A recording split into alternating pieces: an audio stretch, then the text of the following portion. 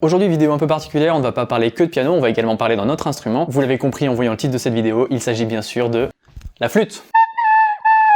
Je rigole, il s'agit bien sûr de la guitare. On va donc assister à un match de titans puisqu'on va opposer les deux instruments les plus populaires du monde de la musique, deux instruments qui se partagent souvent toute l'attention. On va les confronter sur plusieurs critères, le style, la difficulté d'apprentissage, la praticité, enfin le côté pratique quoi. Donc à ma gauche, encore imbattu cette saison, champion toute catégorie, brillant de classe et de polyvalence, on l'appelle l'instrument roi, attendez, le piano. À ma droite, l'outsider, l'arme ultime de séduction, instrument chaleureux et harmonieux, la guitare. Ce match va donc se voir affronter ces deux instruments pour le titre ultime de champion du monde poids lourd des instruments, alors c'est parti. Allez, on rentre directement dans le vif du sujet, quel est l'instrument le plus pratique à trimballer à droite à gauche? Ici, sans surprise, la guitare se transporte facilement, dans une housse, à la main ou sur le dos. Essayez de transporter un piano sur le dos et c'est direction l'hôpital, fracture des vertèbres, bref, je vous passe tous les détails. Mais attention, le piano n'a pas dit son dernier mot, il existe également en version numérique, et au lieu de peser 200 kg, il n'en pèse plus qu'une dizaine, voire moins. Ok, je vous l'accorde, il faut amener un pied pour le poser. Mais la guitare électrique, quant à elle, a besoin d'un ampli de plusieurs kilos, qui lui aussi a coûté un paquet de limbago au guitariste. Bon, de toute façon, on ne peut pas amener un piano sur la plage ou dans un parc, il faut une alimentation ou alors une équipe de déménageurs, donc avantage pour la guitare quand même.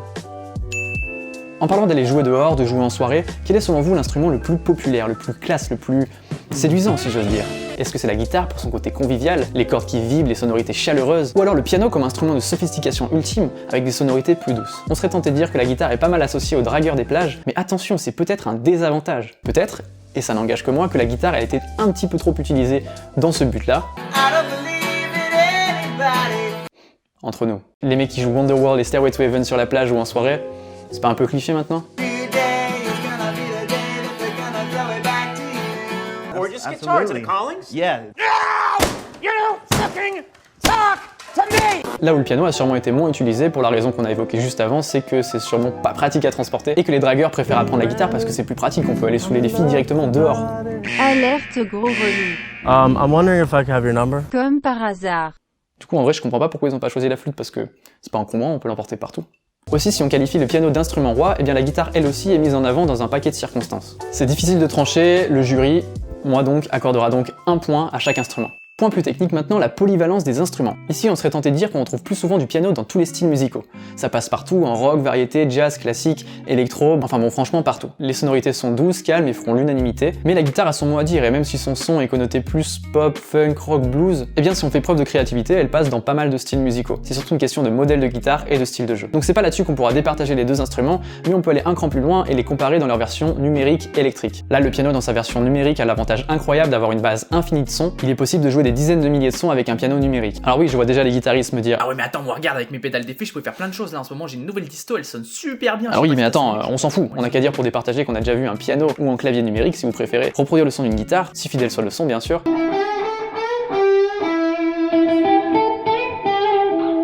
En revanche, on n'a jamais vu une guitare reproduire le son d'un piano. Et ouais.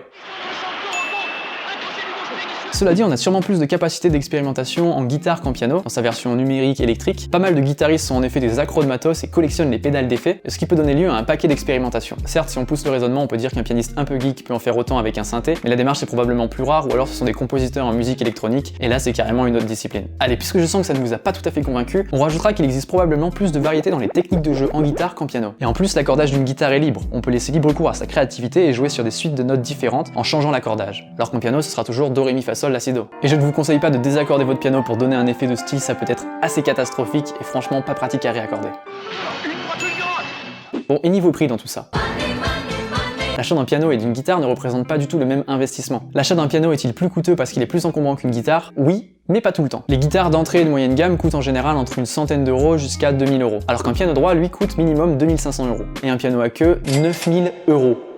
Ouais, ça fait cher, ouais. C'est presque le prix d'une petite tiny house. Ah bah, se loger ou faire de la musique, il faut choisir. Il est alors plus courant qu'un pianiste débutant s'oriente vers un piano numérique, et ça tourne en général entre une centaine jusqu'à 2000 euros, donc c'est à peu près le prix d'une guitare. En revanche, contrairement à la guitare, le piano est en général un investissement unique. Il faut noter qu'un guitariste va vouloir se procurer plusieurs guitares tout au long de son apprentissage et de sa vie. Personnellement, je connais des guitaristes qui ont 6 ou 7 guitares, qui collectionnent les pédales d'effet, qui ont plein d'amplis, enfin bref, c'est un délire. Tandis que le piano, qui est bien plus encombrant, sera un achat à long terme. Point suivant, le piano est un instrument qui se suffit à lui-même. Vous pouvez jouer l'accompagnement à la main gauche et la mélodie à la main droite. Là où quand vous faites de la guitare, vous devez choisir entre les deux parce que vous jouez exactement la même chose avec les deux mains. Alors oui, on peut utiliser une pédale loop en guitare pour jouer par-dessus ce qu'on vient d'enregistrer, mais là aussi c'est quand même une autre démarche. D'ailleurs, on peut jouer plus de notes en piano qu'en guitare, là où on est limité à 6 notes. On peut donc créer des accords qui sont plus riches en harmonie car on peut jouer plus de notes, et également on peut changer la position des doigts sur le clavier plus facilement que sur une guitare. 7e point, l'apprentissage. Trouver une note sur un piano, c'est un jeu d'enfant. Les notes se suivent les unes à la suite des autres. À gauche c'est grave, à droite c'est aigu. C'est pas compliqué, les touches noires servent de repère, c'est toujours le même schéma, bref, on ne peut pas se perdre. À la guitare, l'apprentissage c'est carrément autre chose. Il faut déjà se retrouver parmi toutes ces cordes, mi, la, ré, sol, si, mi, qui ne se suivent d'ailleurs même pas dans la gamme. Et pour trouver les notes sur le manche, c'est autrement plus compliqué. Prenons un exemple simple, pour retrouver la gamme de Do majeur, c'est quand même bien plus facile en piano qu'en guitare. Ensuite en piano on appuie sur une touche et ça sonne. Bon, il est pas allumé, mais vous avez compris. Alors qu'en guitare, il faut faire attention au placement entre les frettes, appuyer fermement, ça fait mal aux doigts, on ne sait pas trop comment positionner son poignet pour pas bloquer les cordes, bref, la galère. Bon, nos deux instruments se sont bien mis sur la tronche et j'ai l'impression qu'ils ont du mal à se départager. Ça va les gars, vous êtes sûrs? On est sur une chaîne de piano, donc bien sûr mon jugement est quelque peu biaisé, même si je joue de la guitare aussi et que j'adore ça. Quoi qu'il en soit, sous un ton un peu décalé, j'ai voulu aborder les spécificités de chaque instrument et vous aider à faire votre choix si vous hésitez à commencer l'un ou l'autre. Au fond, c'est surtout une question de goût et je ne peux que vous conseiller d'aller vers l'instrument qui vous fait le plus vibrer. Ou alors vous apprenez les deux et c'est encore mieux. Bien sûr, le match peut continuer dans les commentaires, donc dites-moi selon vous l'instrument qui mérite le plus le titre d'instrument roi et les avantages de chaque instrument que j'aurais pu oublier. Sur cette chaîne, on apprend le piano, donc abonnez-vous pour recevoir mes prochaines vidéos, que ce soit des tutos pas à pas ou des vidéos plus décalées comme celle-ci. Si vous débutez au piano, vous pouvez rejoindre mon cours Improviser même en partant de zéro, qui est un cours d'improvisation pour les débutants. Il n'y a aucun prérequis et si vous voulez y accéder, je vous mets le lien dans la description de la vidéo. Merci et à la semaine prochaine. Salut!